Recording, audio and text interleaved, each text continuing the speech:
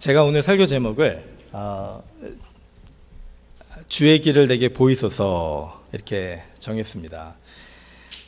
우리가 주님 뜻대로 살고자 정말 그렇게 소망하고 노력하는 것은 우리 크리스찬으로서 다 마음속에 가지고 있는 그런 바람이다라고 생각을 합니다. 그런데 문제는 뭐냐면 주님의 뜻을 분명하게 보여주시면 주님 뜻대로 사는 게 어렵지 않아요. 그런데 주님께서 우리에게 그 주님의 길이 이것이다 라고 보여주시지 않고 애매모호하게 이렇게 안개를 걸어가듯이 그렇게 우리를 인도하실 때가 대부분의 경우인 것 같습니다. 그래서 정말 주님이 이 길을 원하신다, 나에게 이런 삶을 원하신다, 이렇게 확신을 가지고 살아가는 사람들은 많이 없는 것 같고, 또 그런 사람들을 보면 우리가 부럽기도 하고 또 복을 받은 사람이다라고 얘기하기도 합니다. 오늘 성경의 말씀을 통해서, 특별히 출애굽기 33장을 통해서 하나님께서 이스라엘 백성들에게 이렇게 애매모호한 상황 속에서 주님의 인도하심, 주님의 길을 갈급해야 하는, 찾기를 소망해야 하는 이스라엘 백성들, 또 모세에게 어떻게 하나님의 길을 보여주셨는지, 이거를 우리가 같이 배워가면서 우리의 삶 속에 적용하고 우리도 우리의 인생을 살아가면서 정말 주님의 길이 이것이다 라고 확신을 가지고 살아갈 수 있는 그런 저희들이 되기를 소망합니다. 여러분 혹시 그 Life is Journey라는 말 들어보셨는지 모르겠어요. 그 인생은 여행과 같다, 여정과 같다 이렇게 얘기하기도 하는데, 그 우리의 삶, 우리의 인생을 여행에 비유하는 말이기도 합니다. 그 여행이다라고 하면은 좀 굉장히 한글로 표현하기가 애매모호한 게 좀 광범위한 뜻으로 쓰여지는 것 같아요. 영어로 그 travel 하면은 이게 우리가 이렇게 일상적으로 생활을 할 때 어느 한 장소에서 다른 장소로 이동하는 것도 트래블이고, 관광을 위해서 그렇게 가는 것도 트래블이고, 이렇게 얘기하는 것처럼 한글에서도 여행이다라고 하면은 이 어떤 그런 특별한 장소를 목적 삼아서 내가 있는 곳을 떠나서 가는 거를 여행이다 이렇게 얘기를 하기도 합니다. 그런데 한글로 이 여행이 조금 다른 의미를 가진다라고 하는 이유가, 우리가 직장에서 어떤 일 때문에 가는 것을 여행이다라고 얘기하지 않는다는 거예요. 그러니까 영어로는 트래블이라고 하는데 그 한글로는 그것을 여행이라고 하지 않고 어떤 단어를 쓰죠? 출장. 예, 우리 장주 수사님, 우리 남편분이 미국에 출장 겸 여행으로 이렇게 잠깐 오셔서 가셨는데, 회사 측에서 볼 때는 여행과 출장이 섞여지면 안 되는 거죠. 출장은 출장이고 여행은 여행이다 이렇게 생각을 하게 되는 거죠. 그러니까 저희들도 거기에 익숙해서 그런지 우리가 어떤 일 때문에 우리의 살던 곳을 떠나서 다른 곳으로 갈 때는 그거를 여행이라고 얘기하지 않고 출장을 간다거나 다른 표현을 이렇게 쓴다라는 거죠. 그러면은 life is journey, life is travel 이런 식으로 얘기를 할 때 이 journey라는 이 말을 우리가 한글로 어떻게 번역을 해야 되냐? 인생은 출장과 같다 이렇게 얘기를 해야 되는지, 아니면 인생은 여행이다라는 말을 써도 되는지, 이거를 한번 생각해 볼 필요가 있다라는 거예요. 이게 왜 중요하냐면은, 여러분 미국에 이제 입국하실 때 입국 심사관이 물어보지 않습니까? 혹시 여기 들어오신 목적이 뭡니까? 너의 여행의 목적이 뭡니까? 물어볼 때 두 가지를 물어보죠.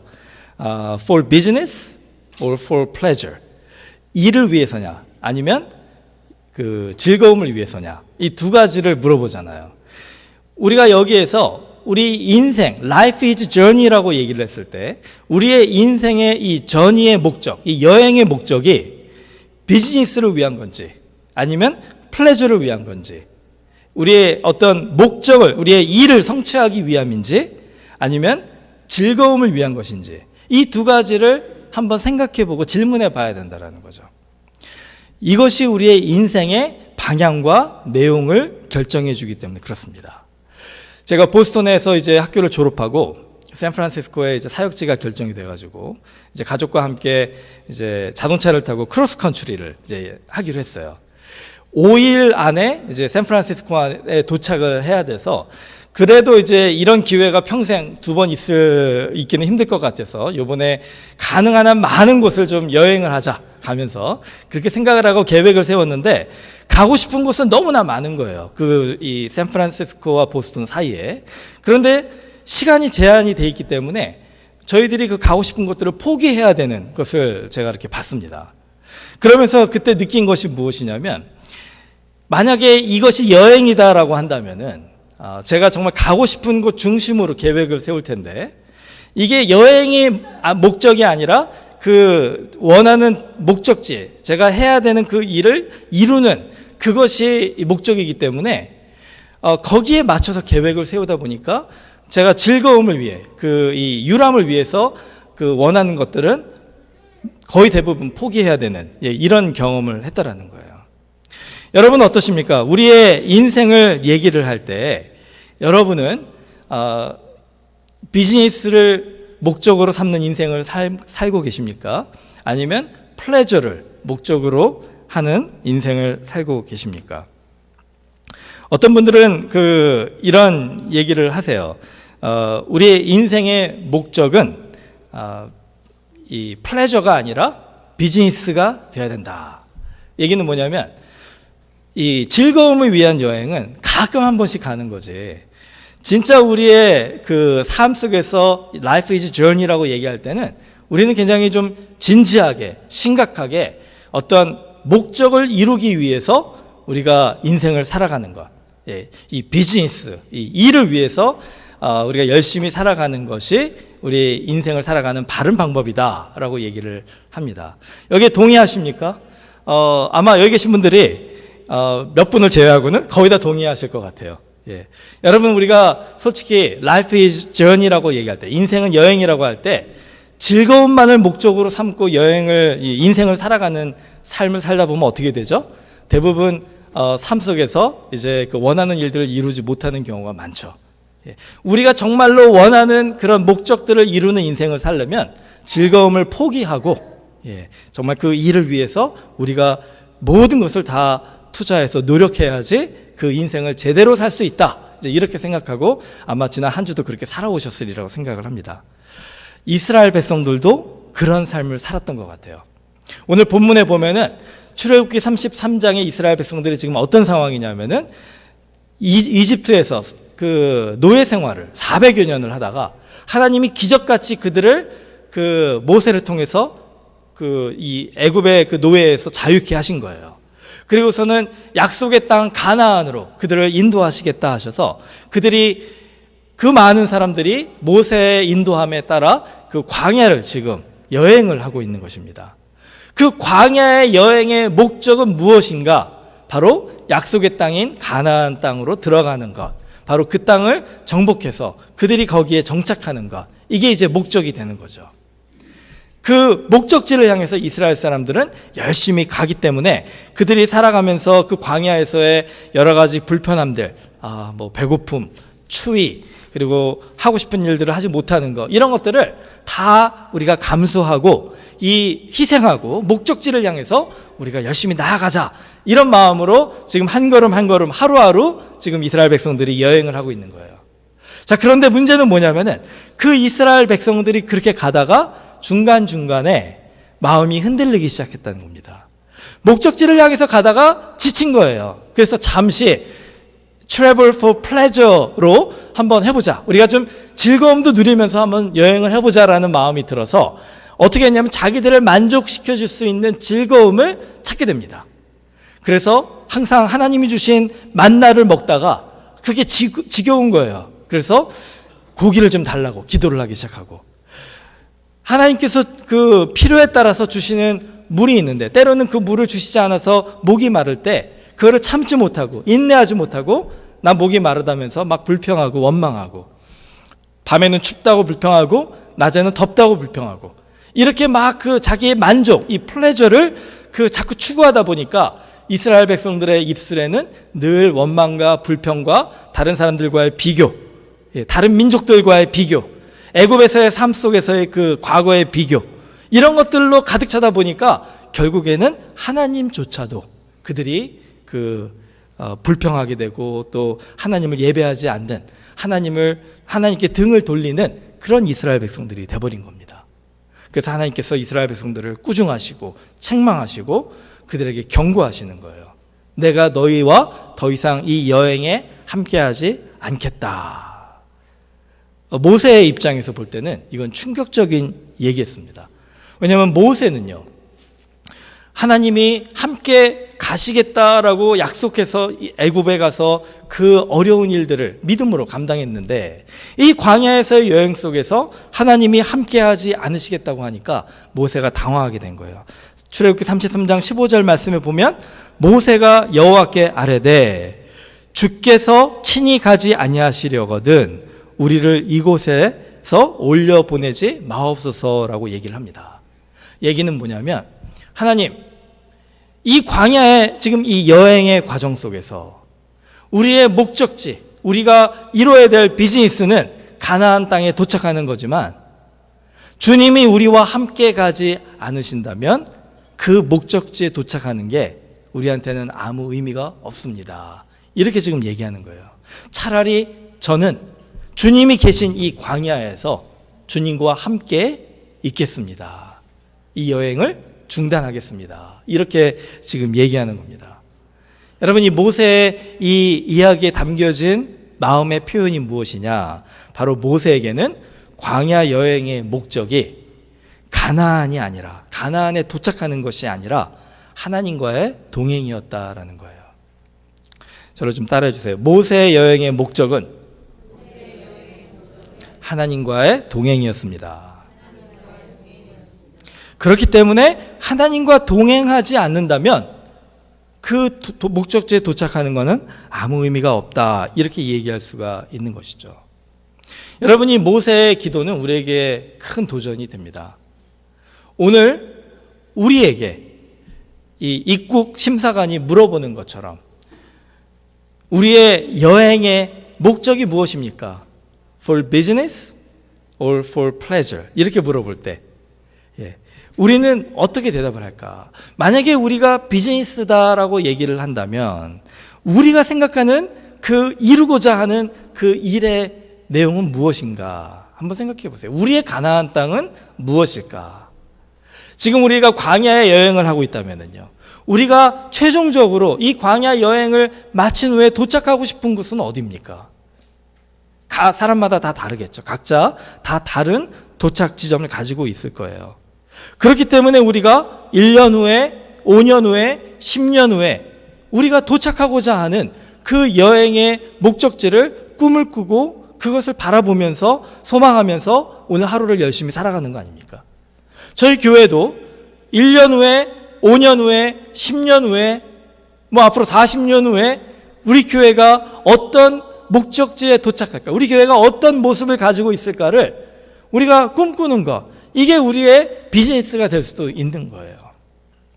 그게 나쁘다는 것은 아닙니다. 그게 필요합니다. 그거 없이 살아가면은 그냥 맨날 좋은 게 좋은 거야 하면서 그렇게 살아가게 되고, 그러다 보면 이제 나중에는 지치게 되는 거죠. 이스라엘 백성들처럼 항상 불평과 불만만을 가지게 될 수밖에 없어요. 그러니까 목적은 가지는 것이 중요합니다. 아까 제가 말씀드린 것처럼 우리 life is journey, 인생은 여행이다라고 할 때 그 여행은 플레저를 위한 것이 아니라 비즈니스를 위한 것. 우리가 그냥 즐거움만을 추구하는, 만족만을 추구하는 것이 아니라 우리에게 주신 목적을 이루기 위한, 우리의 도착지에 도착하기 위해 열심히 살아가는 것. 이건 맞는 말이에요. 그런데 우리의 인생의 목적지가 이스라엘 백성들처럼 젖과 꿀이 흐르는 그 가나안 땅이라 할지라도 그 목적지에 하나님이 없이 우리만 도착하는 것에 우리가 만족할 수 있겠냐는 거예요. 혹시 지금 이 광야의 여행 속에 하나님께서 나에게 찾아오셔서 내가 이제는 너와 함께 가지 않겠다, 너가 가려고 하는 그 가나안 땅의 목적지가 내가 가려고 하는 곳과는 다른 곳이기 때문에 나는 오늘부터 너와 함께 갈 수가 없겠구나, 이렇게 얘기하신다면 여러분도 모세의 기도를 하실 수 있겠습니까? 주님, 주께서 친히 가지 아니하시면 나를 이곳에서 떠나지 않게 하소서. 나는 이곳에서 주님과 함께 있는 것을 만족하나이다. 여러분, 우리가 정말로 그렇게 기도할 수 있으려면 우리의 이 라이프 저니의 목적, 우리 인생의 여행의 목적이 바뀌어야 됩니다. 가나안 땅이어서는 안 된다는 거예요. 물론 그것이 인간적인 목적일 수는 있어요. 하지만 언제든지 하나님께서 우리와 함께 가지 아니하신다고 한다면 우리도 모세의 기도를 할 수 있어야 된다는 거예요. 그 얘기는 뭐냐면 우리의 목적은 하나님이 돼야 된다는 겁니다. 우리 라이프 저니의 목적은 하나님과의 동행이 되어야 된다는 거예요. 가나안 땅이 중요한 게 아니라 그 땅에 하나님과 함께 들어갈 수 있기 때문에 그것을 목적으로 삼아야지, 하나님 없이도 나는 젖과 꿀이 흐르는 가나안 땅이면 좋습니다라고 한다면 결국은 우리가 그곳에 도착해도 헛되고 헛되니 모든 것이 헛되도다라는 솔로몬의 고백밖에는 할 수가 없게 된다는 것이죠. 그렇기 때문에 모세의 이 순간의 이 기도, 하나님께서 함께 가지 아니하시겠다 할 때 우리도 멈추겠습니다라는 고백이 필요하다라는 거예요. 제가 전에도 잠깐 나눈 적이 있지만은 콜로라도에 살았을 때 그 아리조나의 그 나바오 인디안 보호구역에 그 선교를 위해서 답사를 여러 번 갔다 온 적이 있습니다. 근데 거기를 갈 때 아리조나의 그 광야를 지나가면서 그 마을들이 있거든요. 근데 그 마을을 들어가기 전 부분에 항상 이렇게 좀 곳곳에 신호등이 있어요. 근데 이게 그냥 황량하게 펼쳐진 광야이기 때문에 그 신호등에 이제 빨간불에 딱 걸려서 서 있으면은 내가 왜 여기 서 있어야 되나라는 생각을 할 때가 있습니다. 사방에 차가 한 대도 없고, 그런데 저 혼자 거기에 딱 서가지고 파란불이 될 때까지 기다리고 있는 거예요. 그린라이트 올 때까지. 아무 경찰도 없으니까 그냥 지나가도 괜찮지 않을까 하는 그런 생각이 들기는 하는데 그때마다 막 갈등이 되는 거예요. 제가 그 생각을 해보면서 이런 생각이 들었어요. 여러분, 목적지에 빨리 도착하려면 어느 정도 이유를 대고 핑계를 대고 그 상황 속에 내가 이럴 그 빨간불에 지나갈 수 있는 충분한 이유가 있고 모든 사람들이 그거를 동의해 줄 거야 라고 한다면 그냥 지나가면 됩니다. 누가 저한테 와가지고 얘기할 수 없을 거예요. 그런데 내가 법을 지키는 것, 이 교통법규를 지키고 마음속에 죄책감을 느끼지 않고 살아가는 게 이 내 그 여행의 목적이라고 한다면 도착지에 조금 늦게 도착하더라도 그곳에서 기다리는 거, 잠깐 멈춰서서 기다리는 게 맞다라는 거죠. 저는 항상 그렇게 했어요. 그러면서 마음속에 자유함을 가지고 그 아리조나를 갔습니다. 여러분, 모세가 생각한 것이 바로 이것이었어요. 우리의 인생에서 하나님께서 이 스탑 사인을 보여주실 때 잠깐 멈춤. 아마 오늘 여기 오신 분들 중에 가나안 땅을 향해서 정신없이 달려가는데 하나님께서 빨간불을 탁 보여주시면서 잠깐 멈춰라. 너가 지금 계속 나가면 너는 나 없이 혼자 가게 될 거야. 이렇게 얘기해 주시는 분들도 있으실 것 같습니다. 오늘 이 말씀이 우리에게 주시는 하나님의 경고일 수도 있는 거예요. 자, 여러분 어떻게 반응하시겠습니까? 어떻게 응답하시겠습니까? 하나님께 주님이 보여주신 이 스탑 사인, 이 빨간불을 제가 봤으니까 이제는 멈추겠습니다. 출애굽기 33장 13절에 보면은 모세가 이렇게 얘기합니다. 내가 참으로 주의 목전에 은총을 입어 싸우면 원하건대 주의 길을 내게 보이사 내게 주를 알리시고 나로 주의 목전에 은총을 입게 하시며 이 족속을 주의 백성으로 여기소서. 모세가 그 하나님의 멈춤, 하나님의 스탑 사인을 보고 주님, 내가 여기에서 멈추겠으니 주님 여기에서 나와 계속 함께 해주시면서 주님이 원하시는 주의 길을 내게 보여주시옵소서, 이렇게 기도하는 겁니다. 자, 여기서 우리가 한 가지 생각할 게 있어요. 모세가 누굽니까? 모세는 미디안 광야에서 40년 동안 그 양들을 치는 목자로 살았던 사람입니다. 여러분, 이스라엘 지도를 보시면은요, 미디안 광야가 어디냐면 지금의 그 시내 반도에 있는 곳인데 이집트가 여기에 있고요, 이스라엘이 여기에 있으면 미디안 광야는 그 가운데에 있는 곳입니다. 그러니까 이집트에서 이스라엘로 오고 가는 많은 사람들이 그 미디안 광야 그 윗부분을 통과했기 때문에 미디안 광야에서 40년을 살았으면 이집트에서 이 가나안 땅이 있는 이스라엘 땅으로 가는 그곳은 마치 그 손바닥을 보듯이 환할 거예요. 모세는 그 길을 그 이스라엘에 있는 누구보다도 확실하고 정확하게 알았다는 것이에요. 어떤 길로 가면 가장 빨리 안전하게 갈 수 있는 것을 모세는 잘 알고 있었습니다. 그런데 오늘 뭐라고 합니까? 주님, 주의 길을 내게 보이사 내게 주를 알리시고 나로 주의 목전에 은총을 입게 하시며 이 족속을 주의 백성으로 여기소서. 모세는 자기가 알고 있는 그 가나안 땅으로 가는 길을 하나님께서 이 길이 아니다라고 하시니까 과감하게 내려놓는 거예요. 고집하지 않았습니다. 하나님께 따지지 않았어요. 하나님, 이 길이 맞는데요? 하나님, 왜 이 길을 틀렸다고 하십니까? 왜 이 길을 가지 않겠다고 하십니까? 이렇게 얘기하지 않고 그냥 주님 앞에 멈춤 사인을 보고 서서, 주님, 내가 이제 주님이 보여주시는 그 길로 저는 가겠습니다. 이렇게 얘기를 했다라는 거예요. 모세는 그 여행의 목적이 하나님이었고, 하나님과의 동행이었고, 하나님이 기뻐하시는 그 일을 행하는 것, 하나님께 정말로 그 즐거움을 드리는 것, 이게 그의 여행의 목적임을 알고 있었기 때문에 자기가 알고 있는 길, 자기가 생각해서 자기가 맞다고 주장할 수 있는 그 길을 다 포기하고 하나님 앞에 온전하게 주권을 드린 거예요. 여러분, 우리의 인생에서 우리가 여기서 너무 실수할 때가 많습니다. 너무 여기에서 걸려서 넘어질 때가 많아요. 우리는 너무 잘난 것 같아요. 저를 좀 따라해 주세요. 나는 너무 잘났습니다. 하나님은요, 좀 못난이가 되기를 원하시는 것 같아요. 물론 하나님의 창조물인 우리는 이 세상의 그 어느 것보다도 잘난 사람입니다.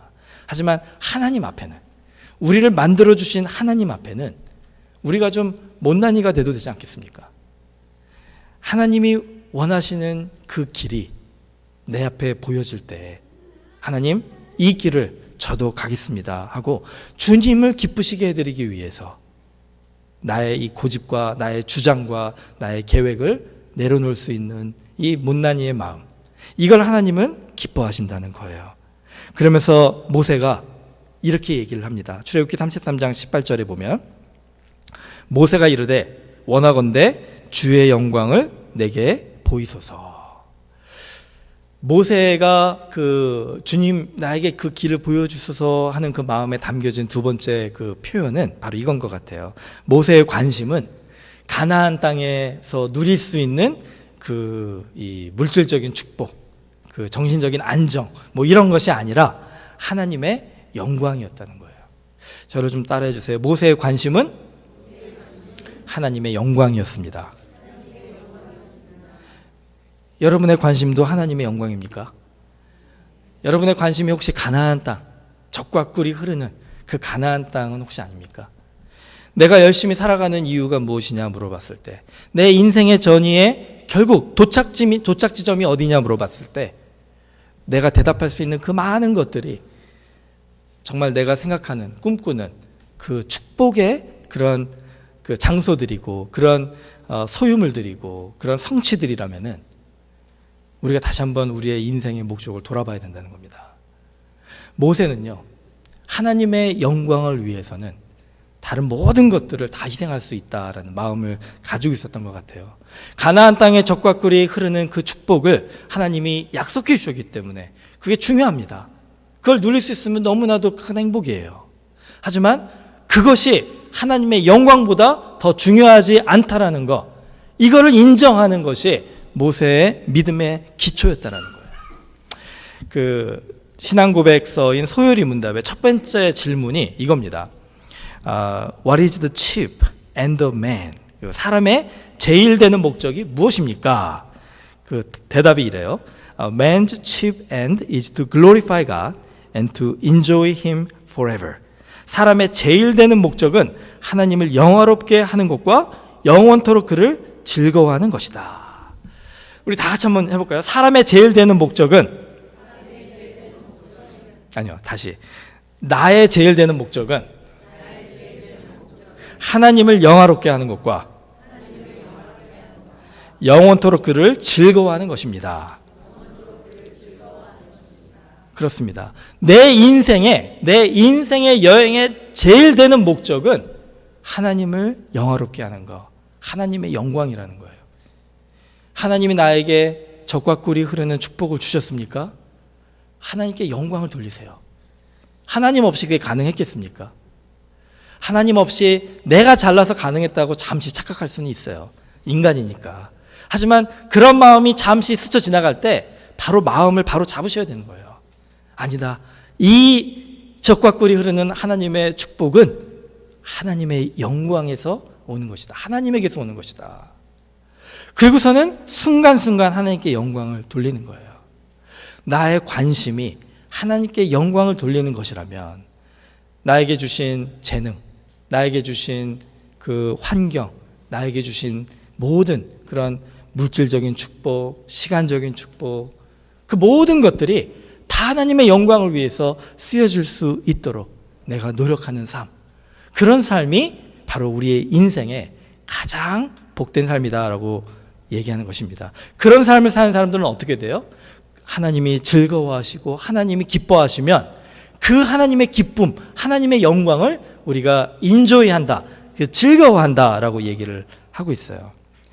하나님이 가장 영광 받으시는 일이 무엇이냐? 제자들이 예수님께 물어봤을 때 예수님이 이렇게 대답을 했습니다. 요한복음 6장 28절 29절인데요. 그들이 묻되 우리가 어떻게 하여야 하나님의 일을 하오리이까? 예수께서 대답하여 이르시되 하나님께서 보내신 일을 믿는 것이 하나님의 일이니라 하시니. 여러분, 우리가 하나님께 영광을 돌리기 위해서 열심히 일해야 된다라고 생각하죠. 네. 진평전님 괜찮아요. 있으세요. 예, 괜찮아요. 예. 추임새라고 하죠. 제가 설교를 하는데 우리 한열이가 추임새를 넣어주는 거예요. 예. 예. 여러분, 제가 흑인교회 참석할 때마다 좋은 게, 흑인교회를 가면 설교할 때 아멘으로 막 하잖아요. 예, 이렇게 한열이가 이렇게 아멘으로 응답하는 것 같은, 말은 못하지만, 예, 그냥 괜찮습니다. 예. 잠시 잊어버렸네요. 예. 하나님의 영광을 위해서 우리가 살자 해가지고, 저도 젊었을 때 그랬어서, 지금도 가끔 제가 기도 생활을 게을리하게 될 때는 저도 모르게 이런 함정에 빠지게 됩니다. 뭐냐면은 하나님께 영광을 돌리기 위해서 우리가 너무 열심히 애를 쓰고 일을 하고 막 그렇게 노력을 해야지 하나님이 영광 받는다고 생각하는 거예요. 여러분, 절대로 그렇지 않습니다. 여러분이 가만히 있어도, 여러분이 정말 아무 일도 안 하고 가만히 있어도 하나님 영광 받으세요. 모세가 홍해 앞에서, 그리고 이집트 군대가 막 뒤에서 쫓아올 때 하나님 앞에 기도하면서 어떤 마음이었는지 아세요? 무언가를 해야 될 것 같은 마음이었어요. 이 이스라엘 백성들의 지도자로서 이스라엘 백성들을 구원하기 위해서 무언가 해야 될 것 같은 막 그런 당황함과 조조함에 하나님께 나와서 기도를 한 거예요. 하나님, 어떻게 하면 좋겠습니까? 그래서 하나님이 뭐라고 대답을 했죠? 잠잠히 가만히 있으라는 거예요. 내가 하는 그 일을 너는 가만히 있어서 지켜보라는 거예요. 여러분, 우리는 가만히만 있어도 하나님께 영광을 돌릴 수 있다는 거예요. 그 이유가 뭐냐? 우리가 할 수 있는 최고의 하나님의 일은 뭡니까? 바로 하나님께서 보내신 이인 예수 그리스도를 믿는 것이 하나님의 일이다라고 하셨기 때문에 그래요. 하나님께서 우리에게 원하시는 것은 우리의 믿음입니다. 하나님을 믿고 그 하나님이 보내신 예수 그리스도가 우리와 함께 하시고 우리를 인도하시는 우리의 왕이심을 믿고 신뢰하고 순종하는 것, 이걸 하나님이 원하시는 거예요. 그렇다면은 그 하나님께 우리가 영광을 돌리기 위해 우리가 그냥 가만히 잠잠히 다 내려놓고 하나님이 원하시는 보여주시는 그 길을 걸어가겠습니다라고 고백할 수가 있게 되는 거예요. 제가 덴버에서 개척교회 할 때 1주년 기념 예배를 드린 적이 있습니다. 전에 한번 나눈 적이 있네요, 이것도. 그런데 그 1주년 기념 예배 때 저희 그때 개척한 지 딱 1년째 저희 등록 교인이 13명이었어요. 오늘 성가대수로 세보니까 12명이더라고요. 예, 딱 요 인원이었어요. 우리 1주년 교회 전체 등록 교인 멤버가. 예, 이거 매주 이렇게만 예배를 드렸던 거예요. 그런데 이제 마음에 욕심이 생겼습니다. 믿음이 생겼는지 욕심이 생겼는지 모르겠어요.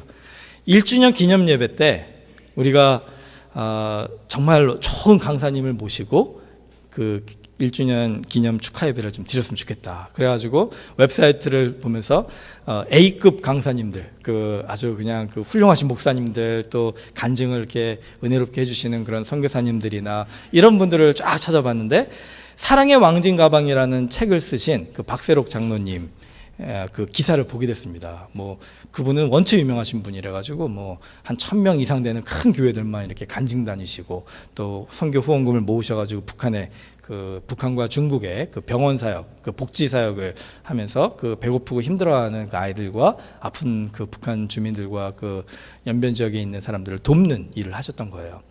그분을 꼭 모시고 싶었어요. 근데 뭐 그런 분이 13명 교인 교회 1주년 기념 예배에 오시겠습니까? 근데 그때 하나님이 주신 마음이 뭐냐면 믿음을 가지라는 마음을 주셨어요. 그래서 제가 그냥 믿음으로 이메일을 보냈습니다. 우리 교회에 오셔서 우리 1주년 기념 집회를 선교 집회로 하려고 하는데 인도해 주실 수 있겠습니까?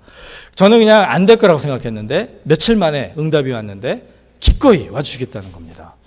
그래서 저희가 너무나 감사해가지고 그 이제 준비를 그래도 최선을 다해서 열심히 했습니다.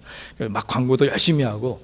근데 이제 덴버 지역에 많이 광고를 했는데 그 30명이 이렇게 오셨어요. 그 집회에는. 근데 제가 지금도 잊지 못하는 게 그 공항에서 그 장로님을 이제 픽업을 해서 이제 교회로 오는데 이제 대화를 하다가 이런 질문을 하시더라고요. 교인 수가 얼마나 됩니까? 이렇게 물어보셔서 제가 등록 교인이 13명입니다. 이렇게 얘기를 했더니 그 표정이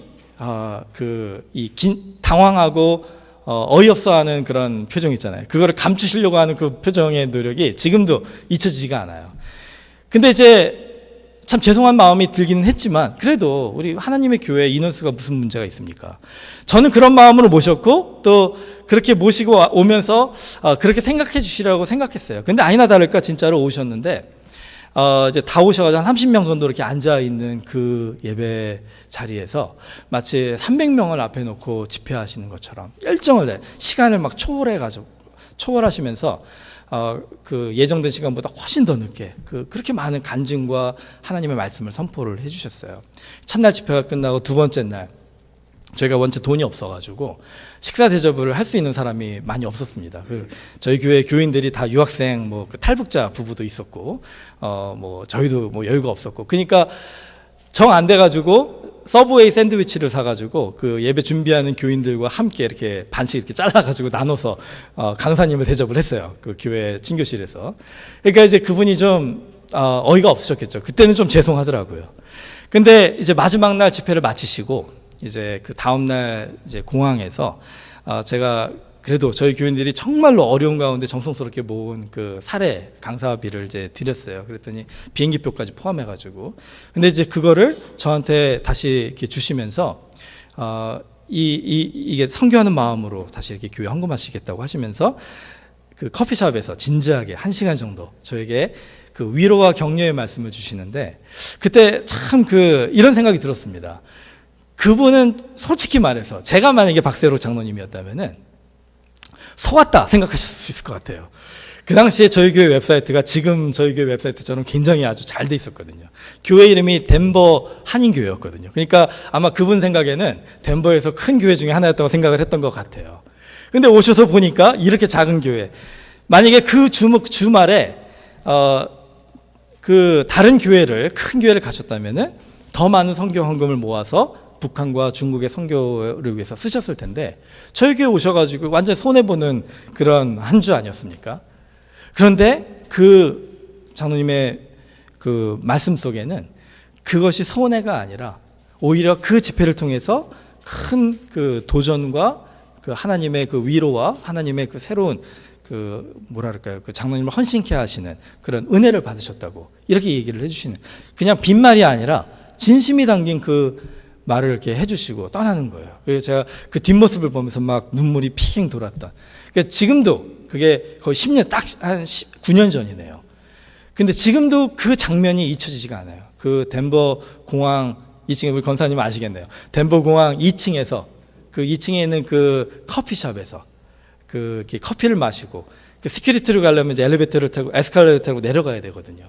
근데 그 캐리어를 들고 가시는데 제가 좀 수줍음이 많아가지고 그 커피숍에서 작별 인사를 하고 이렇게 혼자 그 무거운 짐을 가지고 지고 가시는 거예요. 근데 그 뒷모습을 보면서 순간적으로 가서 들어드리고 싶은 그 시큐리티 앞까지 들어드리고 싶은 마음이 막 드는데 차마 가지를 못하겠더라고요. 지금까지도 그게 후회가 돼요. 예.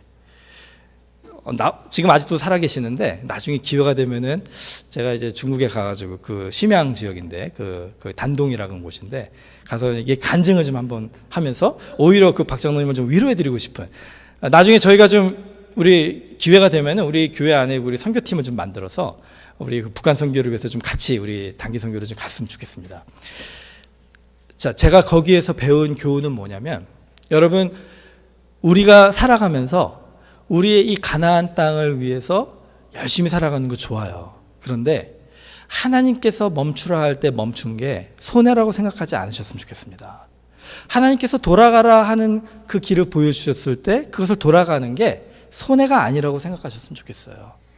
하나님께서 보여주시는 그 주님의 길은 우리가 갈 수 있는 가장 최고의 길이라는 이 믿음의 고백을 가지고 하루하루 살아가신다면, 그러면 우리의 하루하루의 인생의 여정이 지치고 힘들고 수고하고 무거운 짐을 지고 가는 그런 일하는 삶이 아니라 플레저, 즐거움을 위한 삶인데 나를 만족시키기 위한 삶이 아니라 우리가 영광을 돌려야 되는 하나님을 만족시키기 위한 삶, 그 플레저, 하나님의 그 플레저를 위해, 하나님의 즐거움과 하나님의 영광을 위해 살아가는 삶을 살아가는 그 인생의 여행이라고 한다면, 저는 그 인생의 여행을 살아가는 사람은 정말 주님 안에서 안식하고 쉼을 얻고 자유하고 행복하리라 생각을 합니다. 바로 이게 모세에게 주신 출애굽기 33장 14절의 하나님의 말씀이에요. 뭐라고 얘기하시냐면, 여호와께서 이르시되 내가 친히 가리라, 내가 너를 쉬게 하리라. 재밌지 않습니까? 내가 친히 가리라 하신 다음에 그 다음에 하나님이 주신 말씀이 뭐냐면 내가 너를 쉬게 하리라라는 거예요. 여러분, 가나안 땅에 가는 것을 목적으로 삼는 여행이 아니라 하나님과 동행하는 것을 목적으로 삼는 여행은요, 그 목적지에 도착하는 건 두말할 필요도 없고 그 가는 과정도 쉼을 얻는 여행이 될 수 있다는 거죠.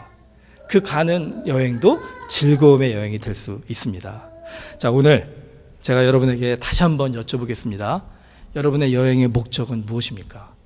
오늘 하루하루를 살아가는 우리의 인생의 이 여행의 그 도착 지점은 어디입니까?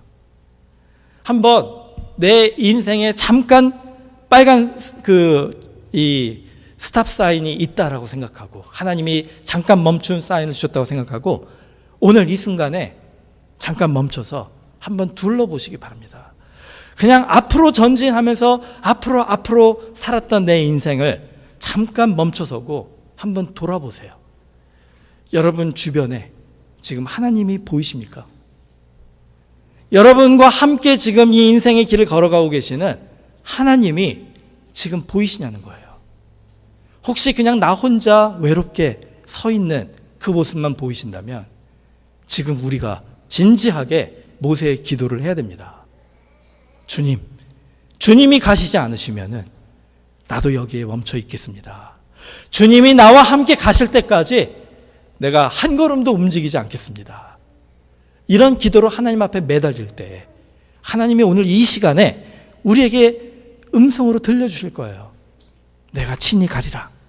내가 너와 함께 친히 가고 내가 너를 쉬게 하리라. 우리 같이 기도하겠습니다. 우리 잠시 같이 기도하면서 정말로 우리의 삶을 진지하게 좀 돌아봤으면 좋겠어요. 여러분, 하나님과 함께 이 시간에 가시기를 하나님이 너무나도 원하셔서 오늘 우리에게 이 말씀을 주신 것 같습니다. 잠시 멈춰서서 오늘 마음으로 하나님 앞에 기도하고 입술로 하나님 앞에 기도하면서, 주님, 이제는 내가 주님 손 꼭 붙잡고 주님과 동행하면서 가겠습니다. 주님, 이제 주님 그 믿음으로 주님께 영광 돌리는 그 일을 열심히 하겠습니다. 주님 도와주시옵소서. 주님 도와주셔서 저로 하여금 정말 주님 안에서 진정한 쉼을 얻게 하시고 주님 안에서 진정한 자유를 얻게 하시고 이제는 내가 하나님께 감사와 찬양과 하나님 영광 돌리는 사람이 되게 도와주시옵소서. 우리 잠시 같이 통성으로 기도하면서 주님을 초대하는